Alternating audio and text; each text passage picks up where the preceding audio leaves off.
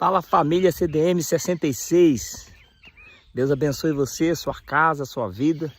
Antes de falar alguma coisa desse vídeo, eu quero mostrar para você onde eu tô. Eu tô aqui, Araçatuba, vizinho de Santo Antônio de Araconguá, no braço do Tietê. Você que mora em São Paulo, você encontra esse rio todo sujo, né? Poluído. Dá uma olhadinha como ele é aqui, em Araçatuba, em Santo Antônio, vizinho de Santo Antônio de Araconguá. Olha que rio lindo.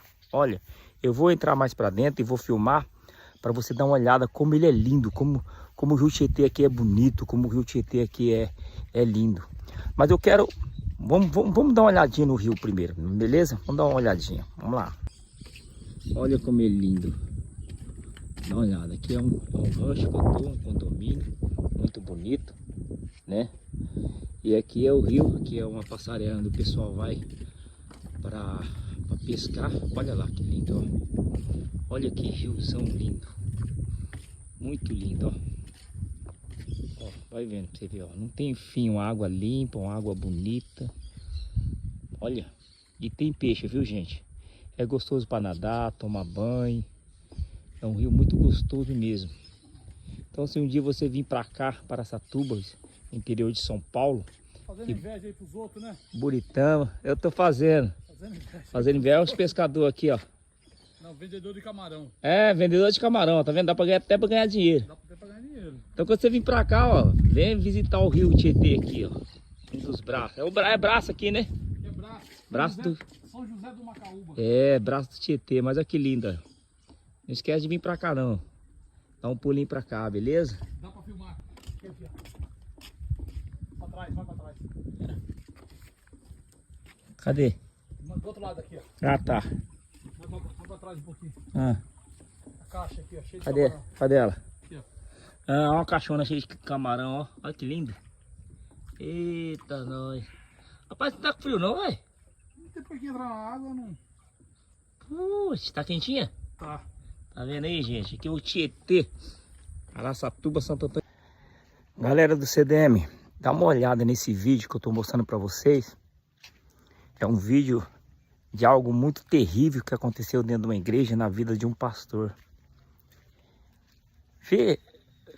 Ouve, assiste esse vídeo até o final. Depois a gente conversa e você tira suas conclusões.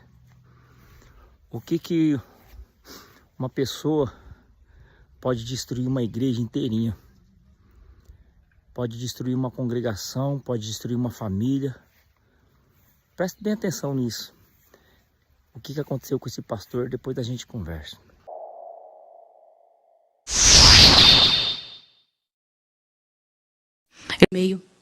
Eu vou contar uma história para vocês. Há 20 anos atrás, eu fazia parte de uma mesa numa associação. E eu vi uma das histórias mais tétricas que eu já vi na minha vida. E pode ser que alguns de vocês já tenham ouvido essa história aqui entre vocês. E se já ouviram, vão lembrar comigo essa história com dor. Uma certa ocasião, numa igreja de um certo lugar no Brasil, uma mocinha pediu licença para conversar lá na frente, no microfone. Ela frequentava a igreja um ano e pouco. E ela pegou o microfone da mão da moça que estava terminando a escola sabatina e falou: eu tenho que contar para vocês um pecado meu. E as pessoas paralisadas olhando ela falar. E ela disse: eu quero contar para vocês. Estava ali na igreja naquela hora, o pastor se arrumando ali, ajeitando alguma coisa, a esposa do pastor com os 2 filhos, mais ali no lado da esquerda, da minha esquerda, e a igreja toda ali junta. Vocês sabem que entre a escola sabatina e culto a igreja fica bem cheia? E ela disse: eu tenho que contar o meu pecado para vocês. E o pecado que eu tenho que contar é que eu sou amante do pastor. Na hora que ela disse isso, a esposa do pastor desmaiou ali na hora. E os filhos correram para acudir. E o pastor veio para ela e falou assim: o que você está falando? Você enlouqueceu? Que isso, menina? Ela falou: eu tinha que contar, eu preciso resolver meu problema. Eu preciso salvar a sua alma. Eu preciso resolver você. Os danitas, eles sempre usam essa: cuidado, eu preciso ajudar. Sempre usam a palavra da ajuda, viu? E naquele momento a igreja toda ficou em alvoroço. Eu não preciso dizer que não houve culto. Não houve culto. Não conseguiram fazer o culto. A esposa do pastor foi levantada dali, foi levada lá para fora. O pastor não sabia o que fazer. Começou a dizer, irmãos, por favor. Isso é um grande mal entendido. Ela dizia, não é, meu bem. Eu precisava dizer, eu tenho que salvar você e tenho que salvar mim. E ela foi levada para um quartinho. A esposa do pastor foi atrás e começou a conversar com ela. E falou com ela. E foi um alvoroço muito grande. E ela disse, olha, eu vou te provar que isso é verdade. Nós combinamos que ninguém nunca ia saber. Foi uma coisa muito bem feita. Mas eu preciso te contar. E falou para a esposa do pastor. Prestem bem atenção no que eu vou dizer. Falou, só tem uma maneira de você me acreditar. Vem aqui. O seu marido tem uma marca na genitália dele. E a marca é assim, assim, assim. E a esposa olhou para ela e acreditou nela na hora. Sabe por quê? Porque aquele pastor nunca tinha tido contato sexual com nenhuma pessoa, só com sua esposa. Eles se casaram virgens. E ela disse, ninguém sabe disso. Como é que essa moça sabe? Consegue imaginar o que é isso? E ela também nunca tinha contado isso para ninguém. E ela pegou a esposa do pastor, passou a acreditar. E ela contou detalhes sobre o corpo do pastor, detalhes sobre ele, até de coisas que ele falava enquanto dormia. Preste atenção. Eu não preciso dizer para vocês que aquele casamento acabou. A igreja todinha daquele pastor entrou num estado de bancarrota que vocês não têm ideia. Uma palavra, como diz Tiago, pode estragar a vida de uma pessoa para sempre. Sabe quantos anos se passou dessa história? Até que eu fiquei sabendo, isso foi há 20 anos atrás que eu fiquei sabendo. Já tinha se passado 20 anos que isso tinha acontecido. Por que eu fiquei sabendo dessa história? Foi numa mesa, numa comissão, numa associação. O presidente um dia nos chamou e disse o seguinte. Irmãos, eu preciso da ajuda de vocês e oração por algo. O que foi? Há 20 anos atrás aconteceu a história de um pastor e contou toda a história para nós. Foi numa igreja assim, assim, assim, e nós tiramos a credencial desse pastor. E esse pastor foi para um sítio e ficou sozinho. A esposa dele é casada, tem outros filhos, está vivendo a vida dela. Mas eu fui chamado, olha o presidente nos contando. Eu fui chamado há alguns dias na casa de uma senhora com os cabelos todos brancos morrendo de câncer. E essa mulher morrendo de câncer pediu muito para falar com um pastor, mas tinha que ser o presidente da igreja adventista. E eu fui até lá porque eu sou o presidente. Quando eu cheguei lá, a mulher me contou que ela tinha sido a moça que tinha falado aquilo do pastor. A amante, a suposta amante do pastor. E ela contou para o presidente que ela havia inventado toda essa história. Mas como que ela sabia dos detalhes do corpo do pastor? Na ocasião em que ela tinha se apaixonado pelo pastor, ela trabalhava como faxineira dentro do hospital. E o pastor foi internado, prestem atenção, internado para uma cirurgia de apêndice e passou muito mal. E ela era amiga de uma enfermeira. E entrou dentro do quarto junto com a enfermeira, destampou o corpo do pastor e olhou o corpo do pastor todo, durante o tempo em que o pastor estava dentro do hospital em coma.